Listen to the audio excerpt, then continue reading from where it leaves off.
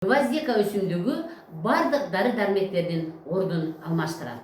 Демек, гвоздика паразитке қаршы қолданылады.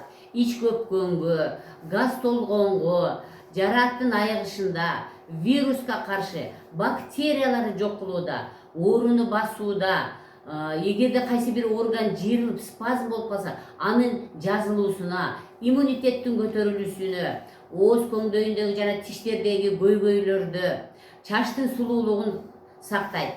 Эркин радикалдармен күрөшөт. Эркин радикалдар деген бул кандын ичиндеги керексиз заттардын, бизге сиңбей калган заттардын бардыгын свободный радикалы дейт, башкача айтканда эркин радикалдар. Демек булар бизге керексиз заттар экен, ушулар менен дагы, ушуларды сыртка кууп чыгарып берүүгө дагы чоң жардам берет экен. Нерв системасындагы бүт көйгөйлөрдү чечүүдө чоң жардам берет. Рак оорусунун алдын алат. Эгерде кимде ким ичегиде курт бар екен байкаган болсо, бетине кубак түшүп, денелери кургап, жакшы уктабай, түн ишлекке аккан болсо, гвоздиканы колдонуңуз. Эгерде кимдин ичи көп, газ толуп, дайыма ичи көп кыйнала бере турган болсо, гвоздиканы колдонуңуз.